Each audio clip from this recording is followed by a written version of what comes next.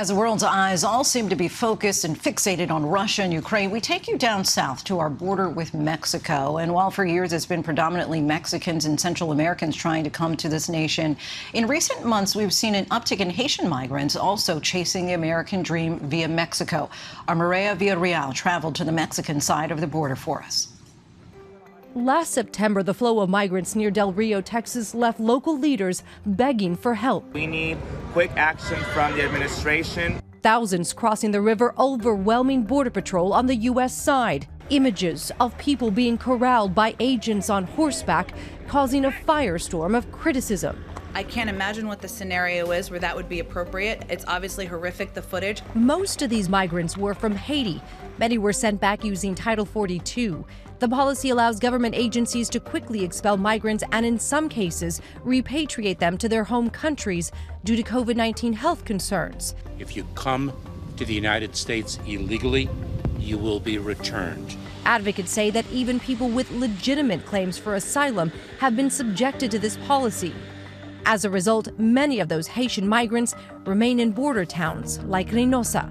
Now there are more than 2,000 people here, and there is more coming. When they come, they put in this place, Plaza de la República. You can see this is a whole city from everywhere, from Central America, from Africa, from Haiti. Thousands of Haitian migrants made their way to Central and South America in search of work. But when those jobs dried up, they pushed further north in search of better opportunity, eventually stopping in Mexico, desperate to enter the U.S. This man and his family left Port-au-Prince to find stable work in the U.S. ¿Qué es la cosa más difícil aquí en esta? Sí, muy difícil, dificilísimo. ¿Qué estás Dificilísimo. Usted mirar, usted puede hacer un constat, pero todas las personas están en un espacio que no es importante para jugar, para la persona vivir. He says finding food and staying healthy is extremely challenging inside the camp, but they have nowhere else to go. We were very lucky. Among the few havens available to these migrants is the Sidewalk School, Hola, guys. a nonprofit organization that runs on donations. ¿Quién está de Guatemala? Okay, no hay personas de Guatemala. ¿El Salvador? Oh. ¿De dónde? De Haiti.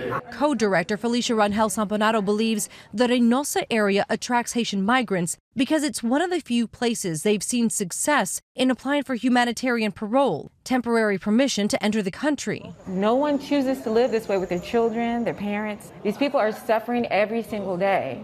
There's a reason why they are here, and there's a reason why they cling to some hope, because they have nothing to go back to. I think most Americans do not understand that. Haiti is the poorest country in the Western Hemisphere. According to the World Bank, half of its people live below the poverty line. In 2010, a massive earthquake devastated the country, killing more than 100,000 people and displacing hundreds of thousands more. The natural disaster exacerbated by decades of flawed economic policy, political corruption, and violence. Violence that reached the pinnacle of the Haitian government last summer with the assassination of President Jovenel Moïse. Adding insult to injury, another earthquake, 7.2, shaking the already broken spirit of a people, culminating in a mass exodus. In August of 2021, roughly 600 Haitians were detained under Title 42. That number spiked to more than 6,000 after the earthquake. The Haitians prefer to cross in the Del Rio sector area of responsibility. We certainly saw that in September, and we continue to see it, but not at the same degree.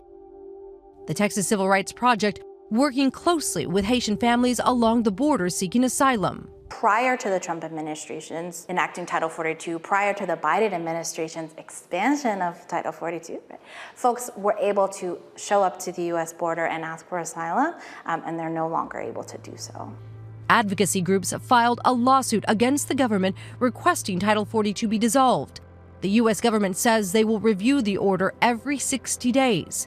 Thorne warns groups will get more desperate the longer they're left in limbo. Even if you return folks to their home country, you're solving none of the reasons that folks are taking such incredible risk to try to seek asylum in the United States. Our thanks to Mireya for that. Hi, everyone. George Stephanopoulos here. Thanks for checking out the ABC News YouTube channel. If you'd like to get more videos, show highlights, and watch live event coverage, click on the right over here to subscribe to our channel. And don't forget to download the ABC News app for breaking news alerts. Thanks for watching.